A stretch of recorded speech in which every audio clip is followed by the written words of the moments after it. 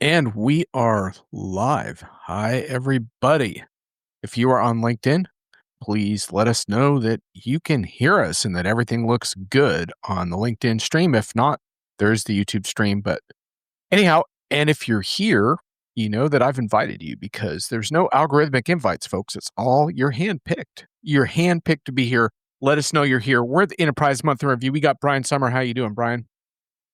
Doing fine. It's Friday, thankfully. Enough of this week. But anyway, Yeah, I'm sure you got a lot of thank you notes from HR tech vendors this week, but we'll get to that after the most recent grilling that you served up on the old stir fry there.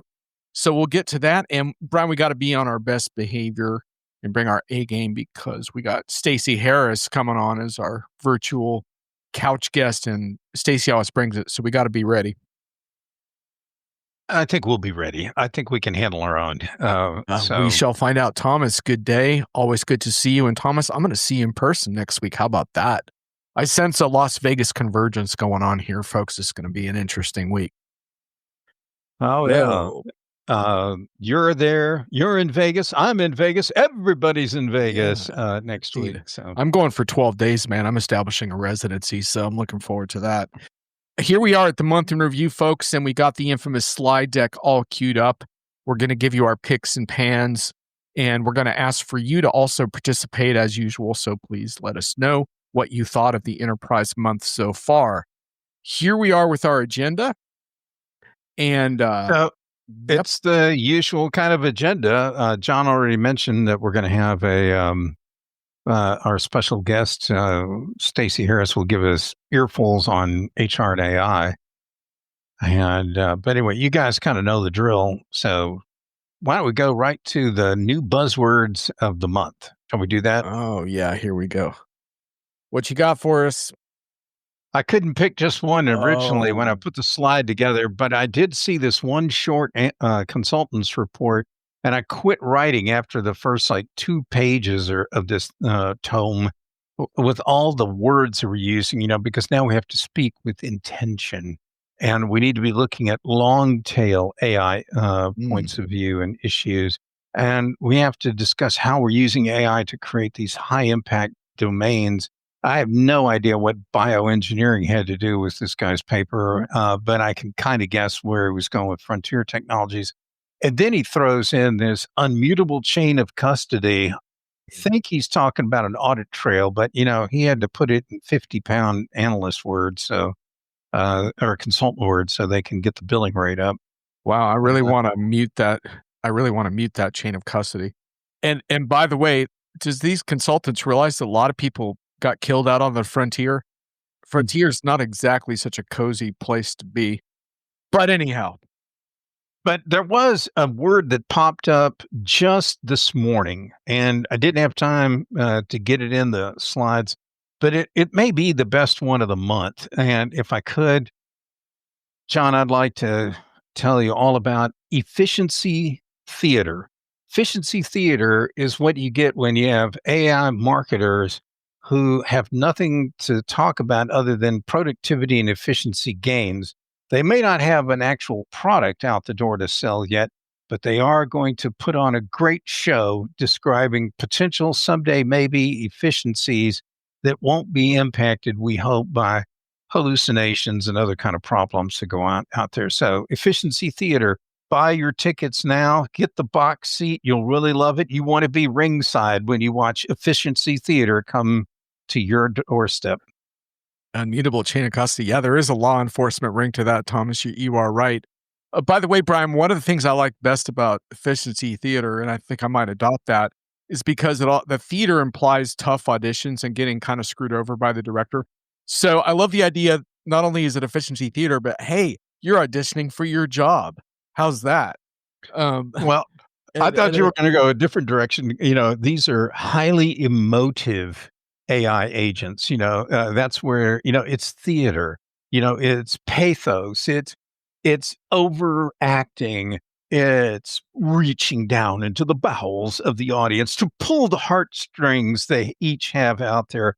This is how you get the person in the middle. You surround them with AI theater, and you make them whole and part of the process. I get the feeling we're going to see some AI theater in Vegas. But anyhow, if you guys have any buzzwords to add to the list for the month, please let us know. Jason, it's great to see you in the chat again. Hi from Dallas, excellent. Yeah, and immutable, yeah, it does bring back bad crypto memories of so-called immutable chains as well. You would think people had gotten burned enough by that by now, but evidently not. All right. So shall we get into our picks of the month here? Because we need Yes, to rifle through these. the big All right. stories. Let's do it. John, what's your Okay. first one? All right. Well, I have one from McKinsey first. I thought this is kind of one of the important themes, which is oh, we got Bob. Hey, Bob, nice to see you in the chat.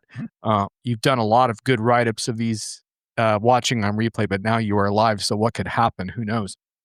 So one of the things I liked about McKenzie here is that we're starting to codify a little bit more how to get these projects right.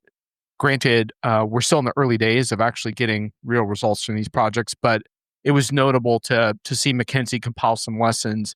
None of the lessons were particularly like new to me and probably not new to a lot of readers, but I still think it's good to try to compile them. One of the ones that I really liked out of this was oh, if I can find it here. It emphasized the stop AI slop, invest in evaluations, and build trust with users. One of the biggest problems with the so-called autonomy talk is that it implies that there's no longer any need to evaluate these agents when in fact having observability and evaluation is a really, really crucial part of use case design. So that was just one of the examples of lessons that I liked. And by the way, speaking of work slop, there was a pretty big media frenzy around work slop that I wrote about in last week's Hits and Misses on Diginomica. But I'm Is not. that the? I think I'm going to their show this week in Vegas. Work slop, right? Oh Okay. yeah, AI work slop. Yeah. Uh, I just wanted to point out to users the reason I'm not going to talk about that is that one of our mutual colleagues who's actually been on the show, Thomas Otter, kind of deconstructed that report. It was another one of those half-baked reports that really doesn't warrant further hype at this point. But I have no doubt that there is a lot of AI work slop going on, and so putting in proper guardrails is a big part of the puzzle. So now we will go on to my next one. Michael Wu of Pros, who has been my sparring partner in a number of AI debates. And let me tell you, sparring with Dr. Michael Wu is no joke. He knows a thing or two about AI. And Thomas, who's in the chat, is CRM Convos has been the forum for these debates. And I always have to stay up pretty late at night to be ready for Dr. Wu. Anyway, this post on his SaaS Really Dead is actually one of the essential posts for enterprise AI that's come out this entire year. So if you haven't seen this post, I strongly recommend it. It's really got less to do with his SaaS Dead because I think we have, I think it's safe to say, Brian, we've kind of flogged that one pretty well at this point. What's I think really useful about this post is that Dr. Wu goes through a real list of pros and cons of LLMs and what they're good for, what they're not. Everything from reasoning deficiencies, hallucinations, algorithmic bias, and then looking at what some of the characteristics are that make LLMs suitable or unsuitable for certain jobs. For example, they're not suitable for high precision environments. They can't do causal inference, by the way. Explainability is on Dr. Wu's list. Now, in that case, and we've talked about this together, sometimes explainability can be solved through providing proper context. But the point is, you have to really think about these things. And another thing that's not on of the list there that he compiled that I would put on there is a lack of world models, and even a very basic one that LLM agents actually don't understand chronology or time.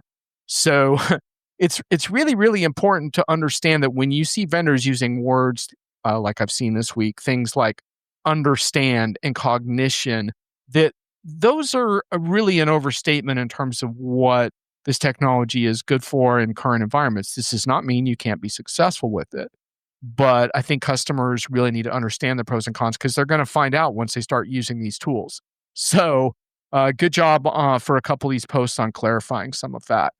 Thomas says, Whoever wants to implement agentic systems these days should read that post. Yes, absolutely. Because the problem, Thomas, is that vendors don't talk about this stuff.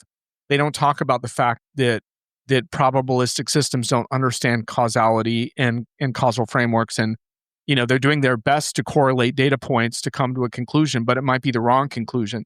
This does not mean that you can't have a successful agentic scenario, and in fact, I've seen some really good ones in the last month, but the ones I really like have a thoughtfulness, and that's unfortunately not what I'm hearing from vendors on the front lines. And what I would say to vendors is that if you misrepresent what these tools are capable of in your excitement, then not only are you overselling, but you're losing the chance to earn trust. And someone's going to come along and earn that trust by giving proper advice. And wouldn't you want to be that person or that company? Brian, any comments before we move on to your picks?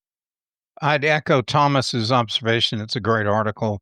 Particularly if you are getting ready to launch a project and you're struggling to put the risk memo together, you need to read this piece to understand what you're about to bite off and get into. If you're going to implement new agent-based application software, you really need to read this and think about the risk and how to mitigate these risks going forward.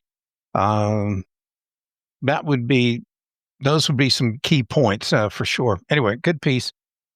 Let's go to your next one. What's number Oh, well, 3? yeah, let's dispense with this one very quickly so we can get to yours. I think y'all know that I pick Laura Cesar's work a lot. Um, just on fire, basically writing about how essentially the idea here is that supply chains are so much more volatile than our current software, and we need to kind of rethink. And it's just a great wake up call in terms of that. And we spend so much time thinking about AI right now, but not enough, I think, in terms of how global markets have changed, whether it's the tariff economies or supply chain volatility, and that our processes that we try to plan for are just not viable with our current software solutions in these areas. So, anyway, it's a wake up call. We should all be aware of that and try to do better. So I saw that piece, and what really struck me were parallels to a client project I'd run. And in that one, my client had gone through 50 mergers or acquisitions in 25, 30 years. And these were material. However, their supply chain and their for both inbound and outbound logistics stuff did not get retooled after all those M&A activities, and talk about something that just was a mess walking in the door. That was that part of the environment. Then you add on top of that all the current market disruptions, and it makes you realize, like, not only are the supply chains fragile, but the technology behind a lot of companies' existing supply chains today is probably obsolete, out of date, what have you. And there are some structural things in the company, like where they never fully integrated the entities they acquired or divested. You can go on and on here, but there are some real practical and pragmatic problems that need to be addressed. I will say, though, I loved the metaphor around the abandoned Yep. shopping mall. And Yep. Anyway, if you want to know more about that, read the article. Yeah, and I really like the last sentence here in that you picked out on the slide. The good news is that evolving technology approaches offer answers, but we cannot move forward unless we unlearn and cast off the paradigm of the past. I think that is absolutely spot on. Thomas says, I'd argue that supply chains also got constructed around the wrong KPI. Efficient usually translates to cheap, and that is not enough. That's true, especially when you think about things like resiliency now, redundancy of sourcing, excess inventory, consumers demanding more visibility. Where's my freaking stuff is another way of thinking about that. Okay, Brian, we got to charge along here because we got Yep. Stacey on deck. What you got? So this first one was an interesting article about how a fellow was trying to help populate the Wikipedia entries for the country of Greenland in the native Greenlandian whatever language. And because he's one of the few speakers left in the world who knows that language, he wanted to dive right in. And what he found is that most of the posts in there were made by people who don't speak the language, but use some sort of internet translator to translate an existing article and then pump it into the Wikipedia page. And when he read them, he was appalled at all of the grammatical errors, syntax errors, the wrong use of words, improper translations. It became garbage. And that got me to thinking I've been to a lot of briefings late with vendors who are talking about helping clients like kind of hoover out all their knowledge, tacit and explicit knowledge in their business and put that into a database and then make that available as part of the LLM. I'm going, boy, they may be pulling a lot of junk in. And unless they are willing to invest the time to really clean it up and make sense of it, it's not just a garbage in, garbage out problem, but it's going to have knock-on effects that they're going to put the stuff in a knowledge base that an LLM will use, who will then use it to like build proposals and product descriptions, and it will just get propagated all over the place. And I don't see anybody putting any controls, persons in the middle, whatever, to make sure this stuff is never going in there and is clean from the source.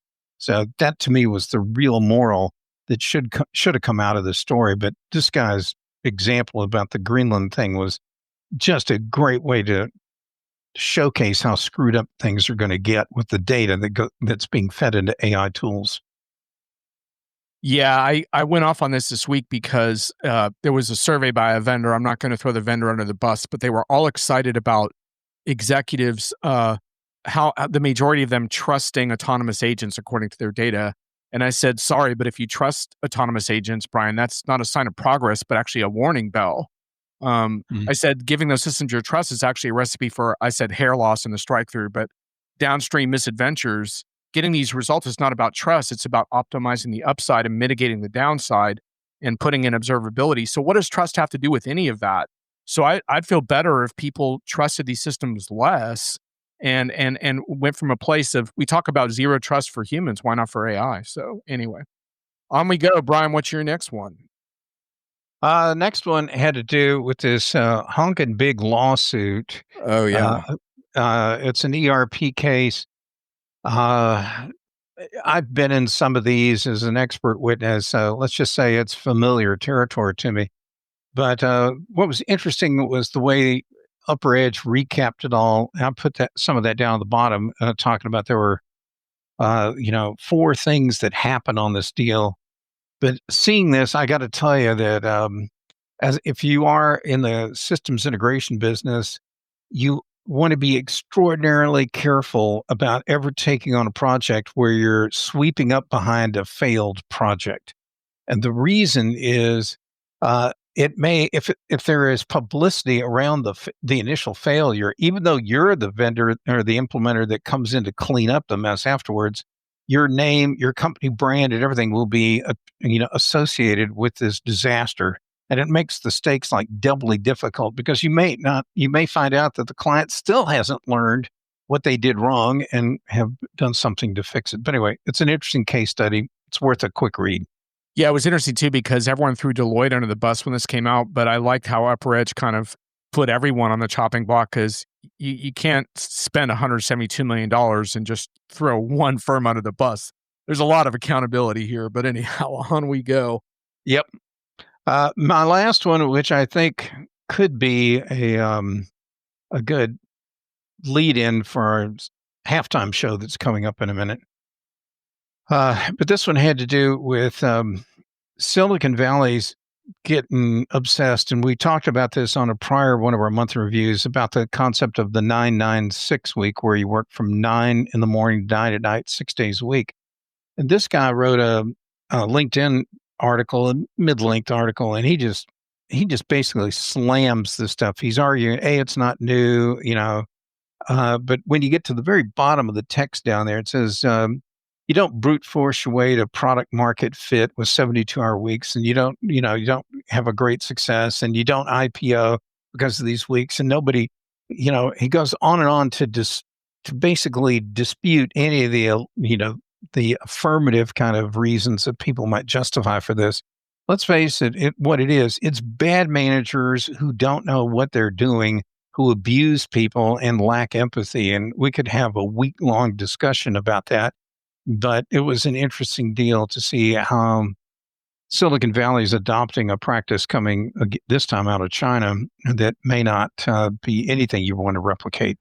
I never told you about this, Brian, and it's worthy of a longer anecdote. But in the 90s, I was forced out of an organization that was acquired by venture capital and against my objections. And I met a bunch of tech bros for the first time who came in and they were like hardcore, right? They worked these 10-hour days and then they went and they played ice hockey afterwards. And they were like super tough, cool, wired guys. They drove that company off the cliff in less than a year. But they worked their butts off on the way off the cliff. So congratulations, guys. I hope you landed at the bottom nicely. Should we bring Stacey on stage? Are we ready to go? Oh yeah, bring her on. It's the All right, halftime here we show. Let's go. get Stacey, the marching hello. bands going and everything. Put the music and some audio on this halftime show. Wait a minute here. I'm the only Hi, show that Stacey. matters. How you doing? Good. It's great to see you guys. I missed you guys. I think at HR Tech, if we didn't get to see each other, we were passing each other. If you guys were there at all, so I think I Brian was waved it. doing Brian had like 75 briefings scheduled, so that was part of the problem there. Quality stuff all the way around. Yeah.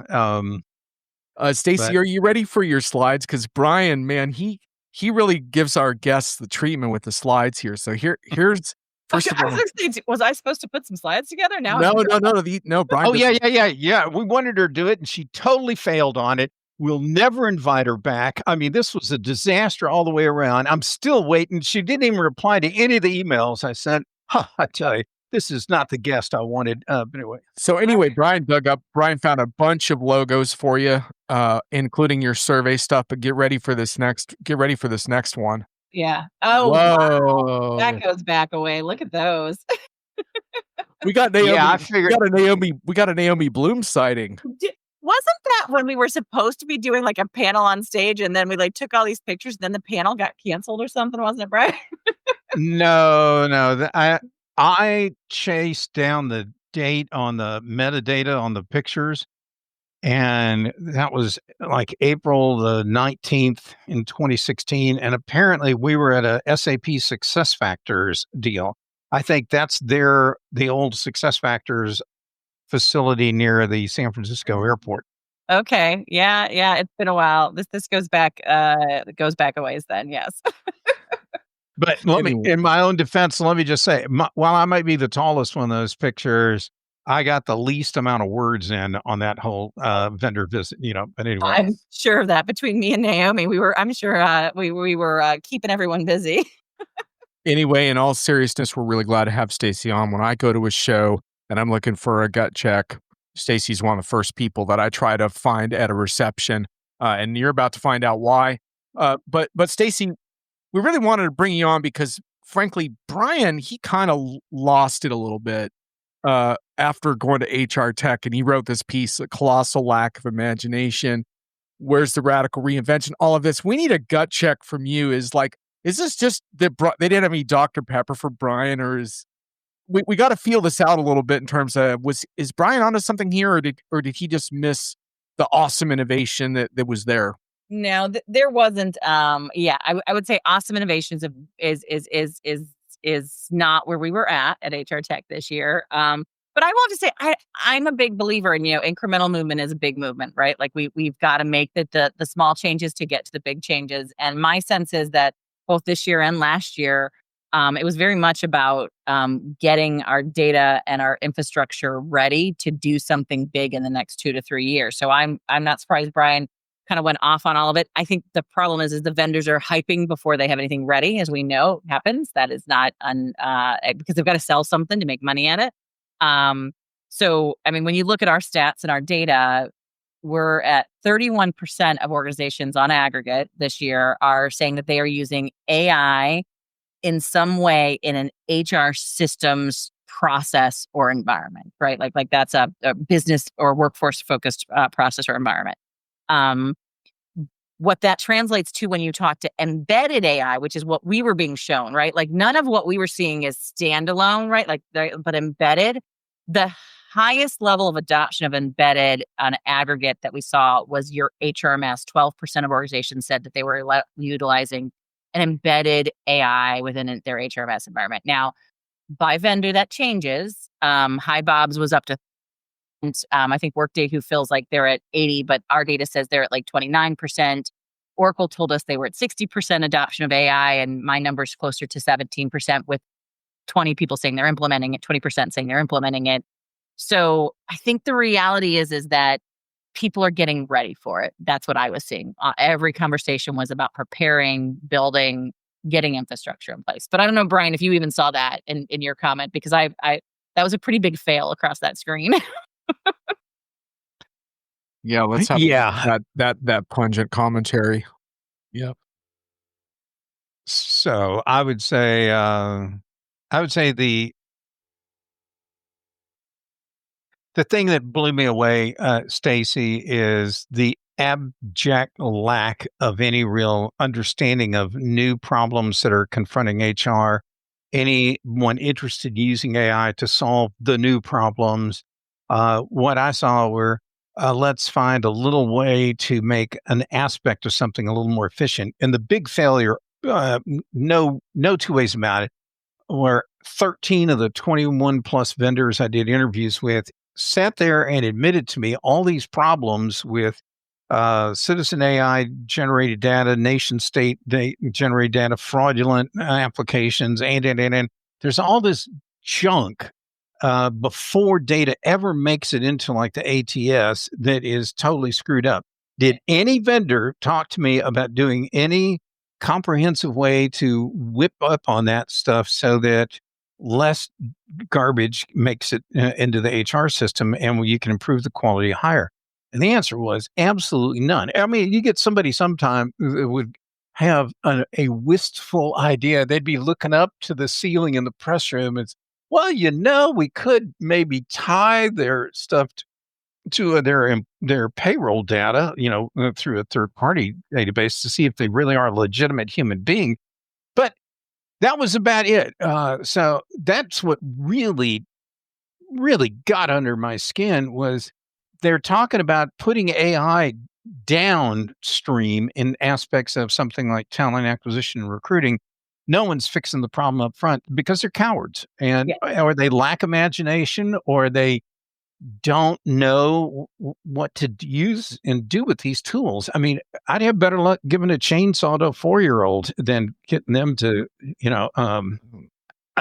anyway. Tell us how you really feel, Brian. Yeah, I know, exactly.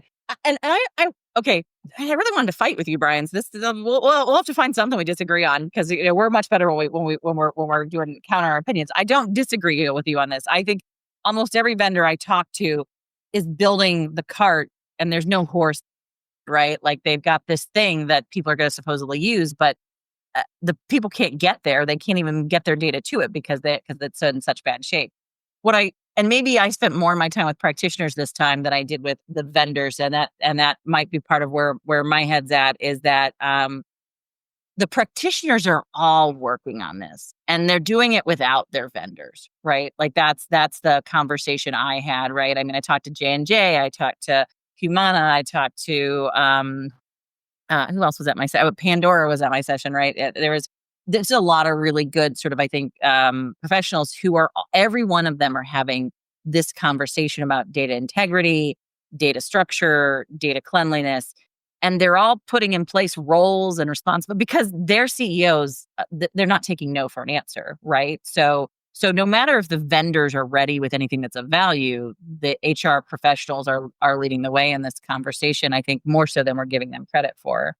But So one attendee to this point just said, why are all these vendors turning the ATS into a dumpster?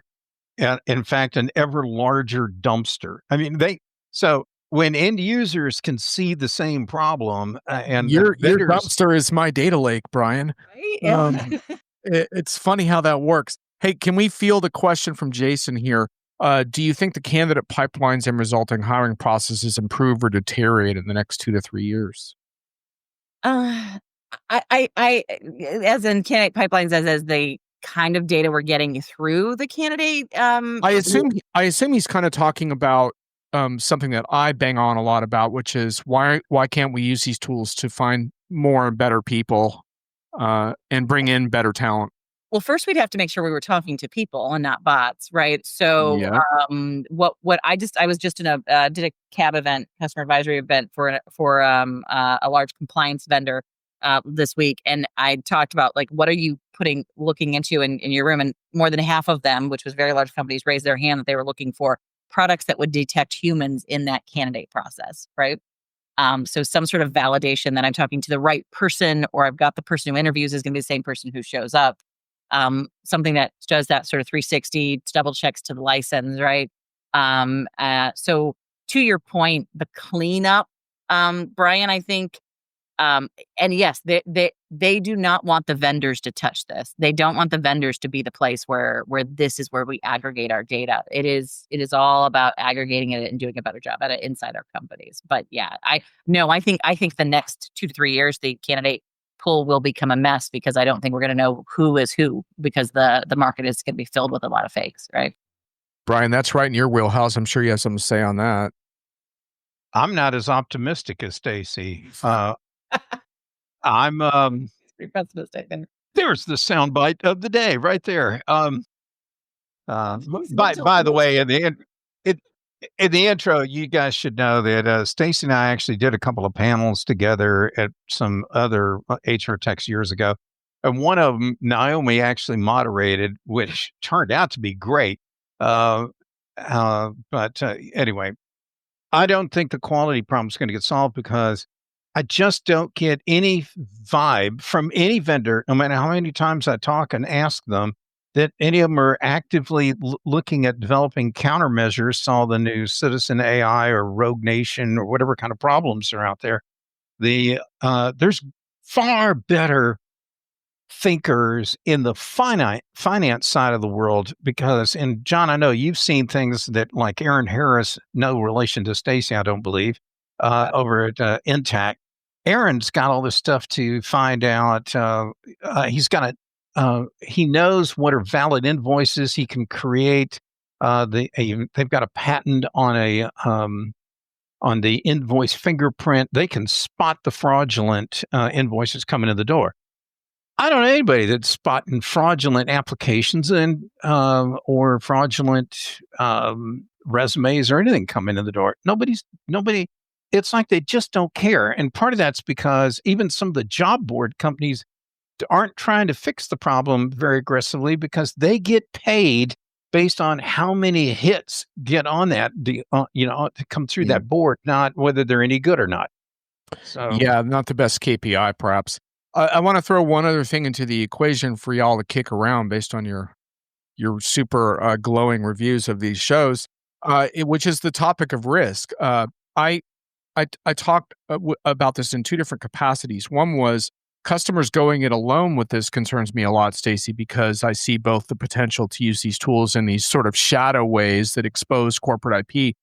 But I also think a lot of these AI infrastructures are too difficult for individual companies to manage. Now, granted, a couple of those you rattled off, I think, are big enough to probably handle it, but getting these architectures right involves a lot of complexity right now, and especially in terms of moving data securely around where it needs to go. So that's one thing. But from a vendor side, I'm really concerned about this right now because HR is fascinating where you can have what I would perceive as very low risk and very high risk activities all in the same menu of agents that a vendor is releasing, and yet they don't make any distinction between the two. I challenged a couple vendors on this because there's a total difference between using agents for job descriptions and posting versus performance reviews and things like that. And they're like, "Oh, we thought through this or whatever." And I was immediately able to come up with scenarios that they hadn't thought through, at least in a spokesperson capacity, that I thought put people's careers in peril by agentic solutions. And like, well, and so the response I got next was, well, the regulatory environment in the US has changed. And I was like, well, okay, to an extent, but by the way, states can still enact their own things as California has just done. Secondly, there is the EU AI Act, which has, if you have a global footprint, and they've been very specific about these risks. And third, you can still get sued. And by the way, some vendors have gotten sued a lot about HR tech of late. So I'm not too happy about how the risk aspect of this. I don't want to make the innovation even harder to achieve by throwing risk into, because I know, that doesn't exactly necessarily help our innovation conversation, but I think risk has been underplayed as well. Uh, I know, Brian, you've got a lot to say on here, so I'll let you talk, and then I've got some data that I can share that might help shed some light on it. People are tired of hearing me rant on these points. Run with your data, Yeah, Stacey. let's hear that data. Okay. Um, so the risk is a reality, right? And we always this one of the reasons why I say that HR is more ahead of this than we're giving them credit for is those numbers I'm talking about in adoption are really low, right? When you really look at the amount of hype and investment and money that everybody's put into this, right? Because they include only like 12% adoption of the HRMS, but most of it is I've picked up ChatGPT and created my own process inside here, right? Like that's more of what we're seeing happen on the HR level. Oh, at the IT level, they're doing it, right? So what we do know is happening though is that HR is stepping back and saying, let us lead the change, let us focus on the innovation.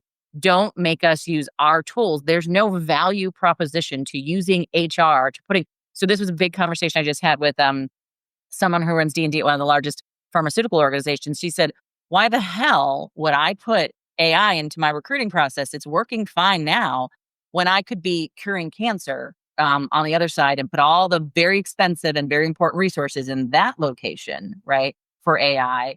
So I think what we're seeing in the slow adoption of AI in HR is that they are actually being very careful about the risks. The vendors aren't, and the vendors are pushing this in a way that I can't tell you how many times I heard the buyers this last couple of weeks tell me if they mention AI one more time to me, I'm going to scream in the sales pitch, right? Because they're so done with it. But I think HR is actually being very prudent and and that doesn't mean they're behind. 81% of HR professionals told us they are using AI to do some sort of personal performance improvement in their job. 81%, right? I don't want to foster disagreements between the two of you, uh, but I do feel like I sense a slight one around your defense, Stacey, of a more deliberate, thoughtful approach, and Brian's restlessness for innovation. I could be wrong, but I feel like there's a little tension there. I'm trying to bring it out, but I don't want to get you guys to fight for no reason. But So I will not argue to the contrary that companies have limited resources, capital, people, Yeah. data scientists, what have you, and they need to deploy them where it's going to have the greatest bang for the buck. And the flip to that, though, is what do I keep hearing in all those executive committee meetings is number one problem at almost every single meeting. Why haven't we won the war for talent? Why do I have all these open positions? Why can't we open this one facility because we don't have the people? I, I'm not, I'll tell you what, when a vendor has the guts to pull a primary research project where they're going to go to one of their customers, pull off like 2,000 applications that just came in for an open position, let the ATS rate this junk that came in the door, and then have real human beings try and score them. And let's see if the lists are even close to being useful. Because I guarantee you, the ATS is going to take all that dribble that's got all this hyper perfected AI massaged stuff that makes everybody look like the superman or woman of job applicants when they're just junk or imposters or whatever. And they're going to push all that garbage up to the top. And only then will employers finally realize, or recruiting teams, maybe this tool isn't what we thought it was because the times changed and our technology didn't. And that's what's the problem, So Well, anyway, no, you're right, and I think HR is going to go around a lot of stuff because of that. So I think it is. Someone just asked, 81% may be a lot of Gen AI versus agentic. No, completely. Only 4% of organizations told us that they were using agentic AI to do any sort of HR service delivery at all. Right? 81. That 81% is I'm using my version of ChatGPT or my version of Microsoft Copilot to rewrite my email or to reorganize my priorities or to build a PowerPoint. That is exactly what that is, that 81%. Um, eh, but I want to counter something you're talking about, Brian, which is which is the talent war issue, right? The we have like you can say that all you want right now, right? But if reality is when we go into these companies today, they are more focused on how much they can cut costs and increase revenue, which is their two primary drivers right now, than getting innovation actually done. And this is my biggest pet peeve with all the businesses right now is that they all talk innovation, but the two things that they are saying is their biggest priority for how they're getting business done is that they are trying to increase revenues while they're trying to decrease costs. That's what they're looking at as innovation. That's not innovation. That's the same old thing we've been doing for the last 50 years that hasn't been working, right? It kind of reminds me too. I feel like we're having a slightly different version of that supply chain deserted shopping mall conversation, but in an HR context, right?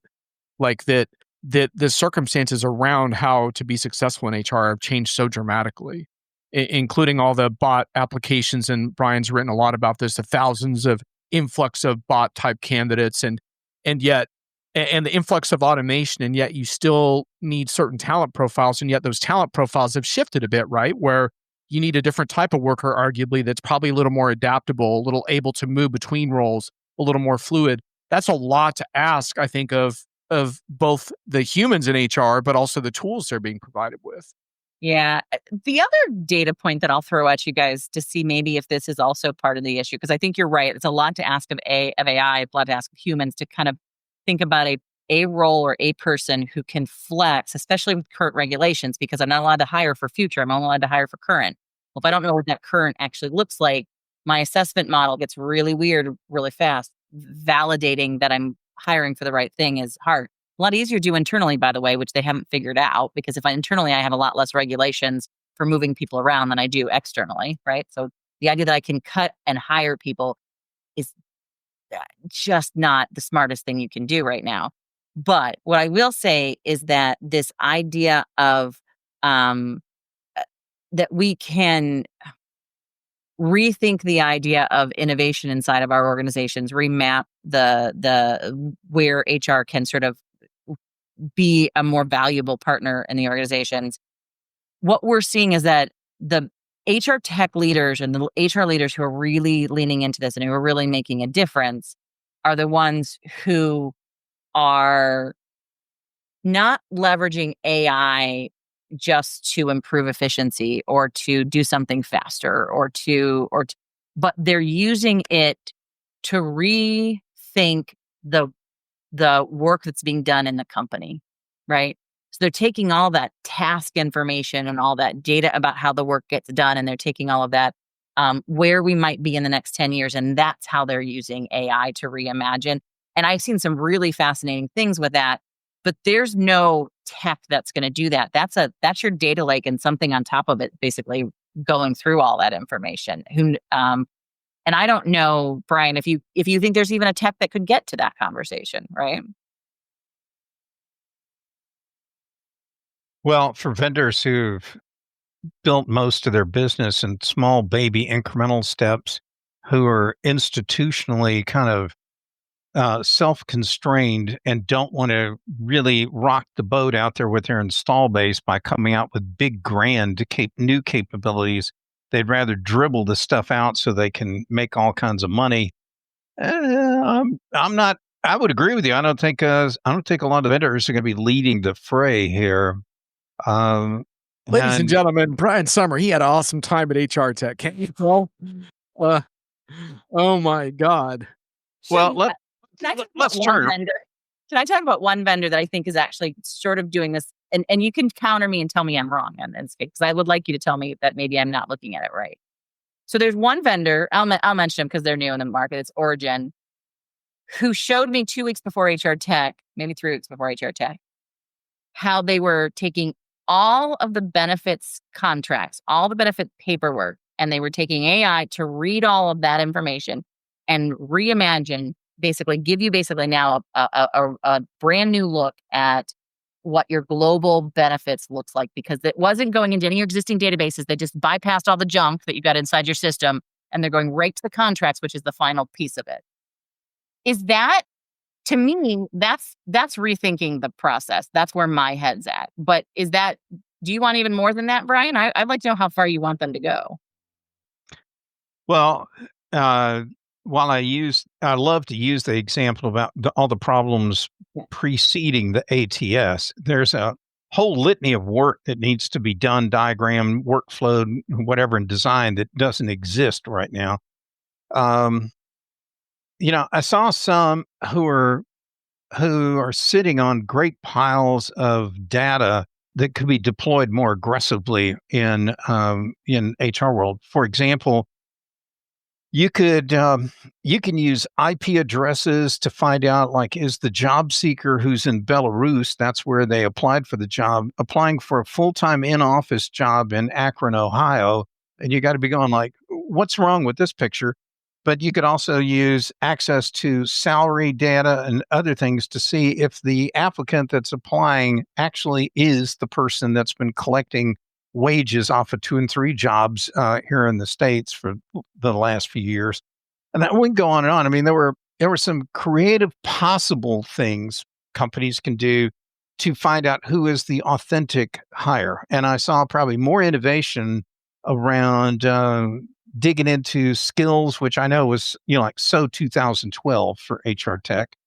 But I saw that. I did see some things, but I made him say he saw something, John. Yeah, I know. I actually have a good one I'm gonna share, but, before that, I wanna just address this point from Thomas. Countermeasures to citizen AI will only initiate the next iteration of that vicious cycle. I don't totally agree with that, Thomas. I have documented a number of customers that have created what I call, like, secure, safe experimental sandboxes for employees to develop their own solutions and iterate upon them, and I actually prefer that a lot to more than the AI first mandates. And so I'm not saying that solves the citizen AI problem at all, but I think giving employees secure ways they can experiment with these tools is a doable thing and doesn't necessarily create a vicious cycle. As far as my own experiences, Brian, we talked about this, but I did a couple of next gen tech videos because I rebooted my whole thing. Because occasionally I do see something that I like, and I really liked Chime Workplace, and I saw them at Workday Rising, and they integrate with Workday. But the concept of employee financial well being is their focus, and they want to try to reduce the stress that employees are experiencing financially through a bunch of various resources and tools that can help them to do that, and over time guide them into a more sort of growth oriented instead of paycheck to paycheck approach to their finances. And I really like this because it's expanding the scope of what an employer is responsible for in terms of what their workers need to feel a sense of well-being on the job. And I used to really look down on the well-being stuff, but I don't anymore because I think workers are under assault from all sides right now. And they're looking over the shoulder at the bots and so-called digital workers that are, supposedly there to help them, but hey, they might replace you too. Who the hell knows? Like, what kind of a work environment is this that we're creating for people? Like, and so I really like solutions like this that are more on the side of giving employees more safety and advocacy and a feeling that they matter. And so even though there was almost no AI attached to that I could see at that moment in time, I really like that. So there's one. Yeah. One out of your seven. I think you kind of like that realm of solution. Didn't you look at a few vendors that were doing that? I saw some, and I actually did a write-up on Chime Enterprise yesterday or day before yesterday. I had to send a chunk of it off back to their CEO, Jason Lee, for a fact check on a piece of it. But I thought it was interesting because they're leading with empathy and not with some kind of, I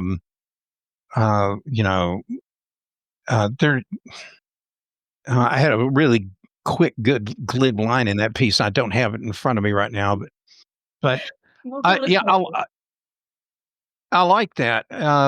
They've got a lot of the right kind of things to help a significant portion of the economy in the United States. I'm going to turn and talk stats instead of Stacey, but there's something like 79 million frontline workers in the U.S. market alone, which is actually bigger than the salaried market of job holders.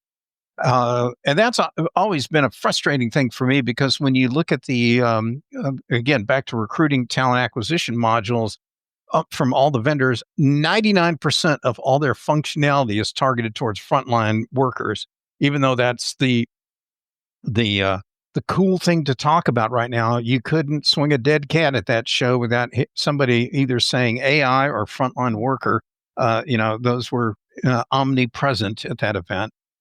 But if you're going to sell to frontline kind of solutions, then I think you need solutions like daily pay, Chime Enterprise, and others. What did I Yeah. screw up there? Sorry. No, I was just going to tell users don't bring a dead cat to a show. That's an advanced technique only for the most seasoned It gets analysts. attention. It when you start swinging that, people are writing things down and tweeting like crazy. It gets the social media lit Uh, up like nobody's. Thomas, That's the efficiency theater we were talking about. indeed it is. See, I would say let's go with not a let's swing on a dead cat. Maybe we're swinging a dead ERP system. I mean, let's go with something Ouch. that's a little more interesting, right? Sorry. Uh, But Tom, I do wanna mention real quickly with what you were talking about. So you're right. Jason Lee originally, I think he was one of the original founders for Daily Pay as well, right? Back in the day. And then Yes, it was. Yeah. and Daily Pay had some interesting conversations as well this week on sort of how they're thinking about coaching and mentoring around that idea of the on-demand pay conversation. We haven't seen on-demand pay grow more than it's kind of stuck at 12-13% in adoption in our data set. And part of it, like the number one reason it doesn't get rolled out is because leadership doesn't think it's necessary. Again, leadership on the side that they have plenty of money to go into work every day and don't need to take a bus or whatever it is. They're the ones who say that it's not necessary. We all know frontline workers think that that on-demand pay is very critical for some of the needs that they have individually. But I like what you're saying where the Chime is heading. He briefed us on that 2 years ago when they were early. Are they still doing the idea of sort of building out retirement with sort of a model that's not quite money based or whatever, right? I think that was the win for me is when you start giving frontline workers more autonomy over not just their awareness of financials, but ways to save money that doesn't feel like it's taking money out of your pocket. Those are really powerful tools, right? indeed. Apparently, Uh, the snark part of our yeah. comment section has It's come getting more alive. Yeah. Well, it's diminishing returns on a Friday, folks. But I think we can squeeze a little more essence out of this before we completely lose it.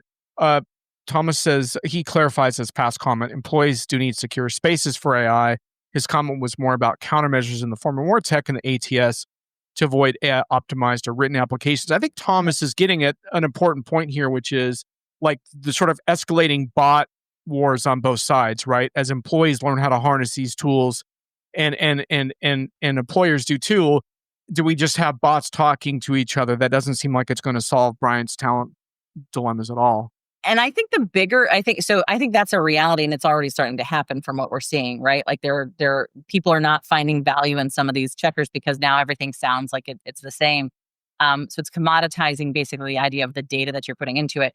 I think we're seeing the flip side of that, maybe not quite yet, but we will see the flip side of that on the skills conversation because at a certain point we will all be looking for the same skills, which means we will be missing because AI is driving that conversation, not human beings, and we'll be missing sort of that secret individual conversation that we need to have about maybe we don't need everyone who's a critical thinker because I need someone who's just going to come in and crunch the data all day long. And if the critical thinking is the thing I'm looking across to everybody for, I'm going to miss that one person who's just really good at crunching the data, right?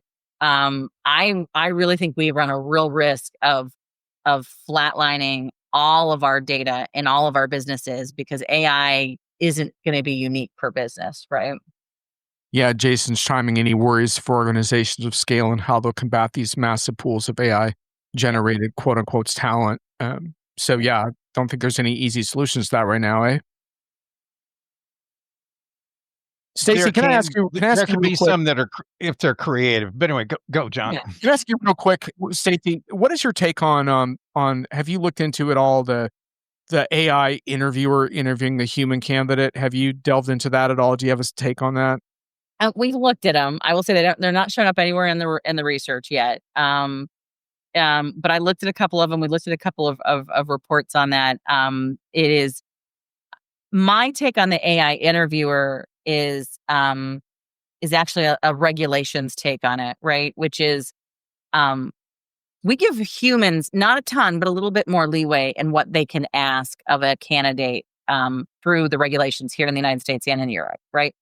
They're still held accountable to no bias, to not asking inappropriate questions, all that kind of stuff, but they get a little bit more leeway. Assessments are not. Assessments have to be very much tailored towards the job, and they have to be held accountable to all of the legal requirements of what the internet regulations basically said in the 90s when they came on board, which is that it has to be someone who's applying has to be actually somewhat in the realm of that job, so that all these thousands of resumes don't get sort of seen as a possible candidate, right?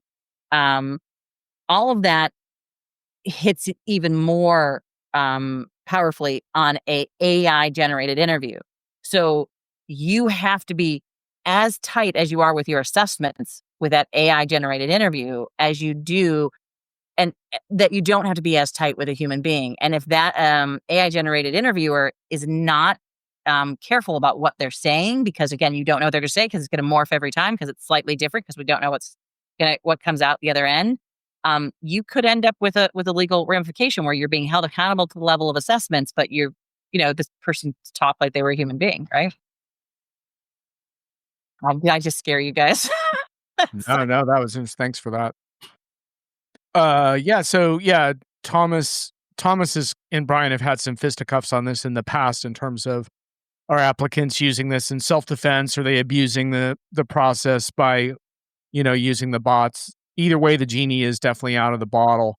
Brian, do you have any final comments on this or final questions for Stacey before we close out and hit I those? will tell you that I was very uncomfortable watching a demo the other day where the AI tool was dynamically altering its interview script with a job applicant. Yeah. And I got uncomfortable with it because, well, the vendors telling me about how, well, they make sure they're using the right kind of pronouns and they're, eliminating some bias and all this kind of stuff.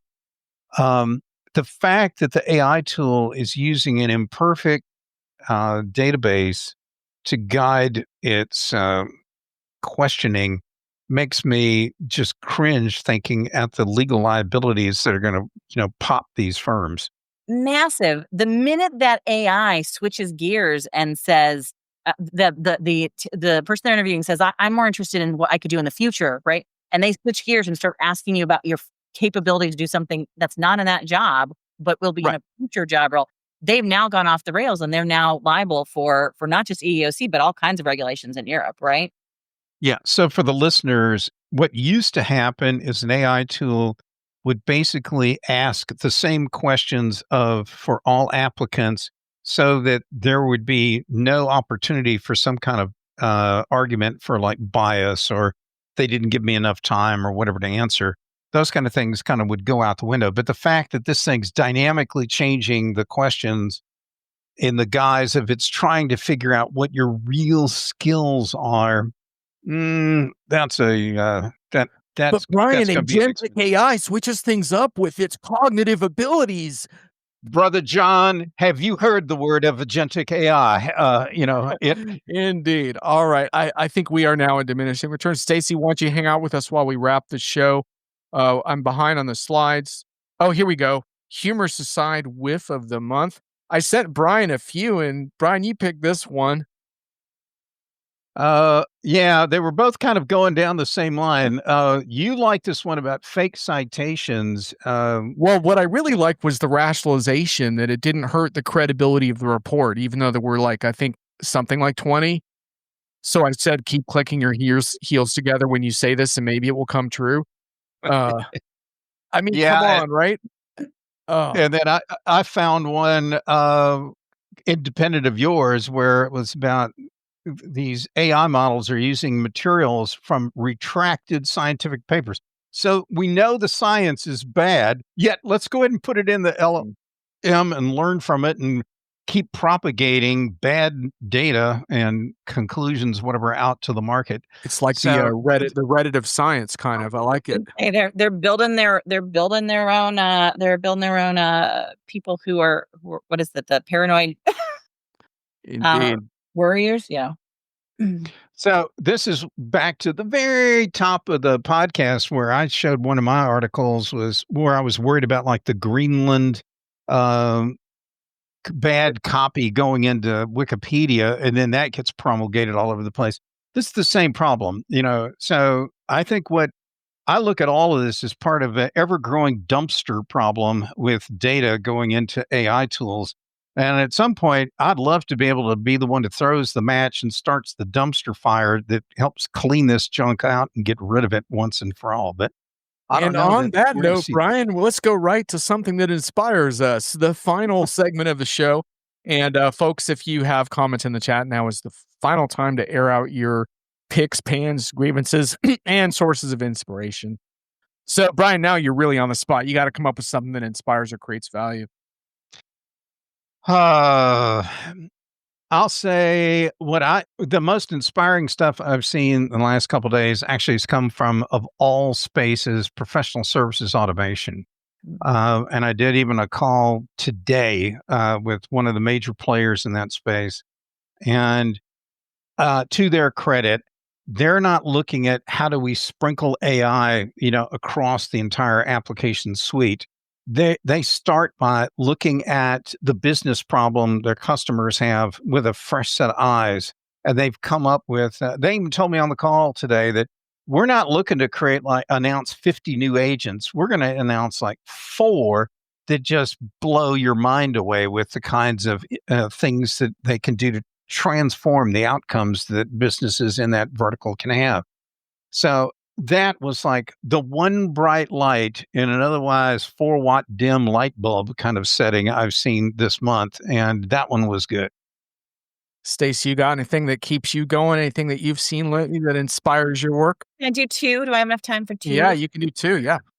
So the first one, it's sort of along the same lines you got, Brian. I'm very excited to see that there are more people paying attention to both technology and AI and using tools to start talking about how HR prioritizes its work, right? Like they're now not just how we get processes done, but like what's the job HR itself is doing and how do I process my projects and my people and my resources and the investments in tech. That is starting to happen. I'm starting to see that, and not just a consultant, I come in and help you, but actually tech that's helping you do that. So that I think I'm very excited about. I'm waiting to see more of that.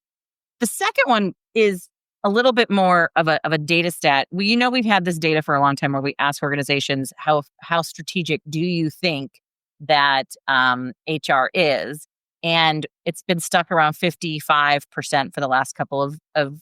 We really wanted to get to 55% this year, but it's been stuck. I'm sorry, 52% of organizations think that HR is strategic. But I broke it out last year between IT, HR, finance, CEOs, because we get all these people who respond to our survey at all those levels, right? And I know it's probably no surprise to you, but finance is the least likely to think that HR is strategic at like 38% of finance compared to 60% of CEOs and everyone. But last year, IT was also in that sort of 38, 39% thinking that HR was not strategic. This year, they jumped up to 54%. And I've looked the last couple of years, they've all been in that 30% range. I think the reason they jumped up to 54% this year is all of a sudden they're freaking dealing with technology that doesn't have a yes or no answer, that's not black and white, that has ways it could do things that you don't expect it to do. And they're like, oh shit, this is what HR does. So I hope I'm allowed to curse on your show. But I think all of a sudden there's a little bit of respect coming out of IT for HR because now they know what it's like to deal with a thing that doesn't have the right answer every time. So that's going to be my thing. I'll leave it at that because I know you guys are more IT guys than HR guys sometimes. Holy shit, Stacey cursed on our show. What are we I doing? Thomas sees a new profession coming up, the agentic AI output fixing professional. Thomas, joke, but there's actually already some news stories about how the vibe coding cleanup role is a thing. So actually, that already exists to some extent, and I'm sure there will be more of that. Welcome to Human in the Loop as an official business card. Great stuff, Thomas. Yeah, thanks for making it happen. Look forward to seeing you next time. Catch Thomas and his team on CRM Combos. And that's basically my inspiration, which is the longer form unscripted conversations like this with people that I respect. Thank you both for that. That really makes my whole week. And as long as there's an appetite for conversations like this, I think there's hope in our industry. If we're just going to revert to posting memes on TikTok, then I think I give up. Like, frankly, I can't win. I'm screwed. And frankly, I think projects are screwed too, because these things actually do require some thought. And my hope is that folks like this kind of discussion where they can actually engage. And I listened to a podcast the other night that wasn't even mine that was great too. I mean, it's just, you love it when there's time to breathe, right? There's no clock. We can run as long as we want. Let's hash it out. To me, that inspires. So thanks for making it happen, guys. Appreciate it. Thank you for having us on. Thank you Yep. for having me on. I always appreciate it. I have fun with you guys. Yeah. You really add some spice to our conversation. Because Brian and I, man, we argue about the same thing all the time. So this is better. So, okay. Bye, everyone. I'll see you next time. We'll see you on the road. Laters. See you guys in lots of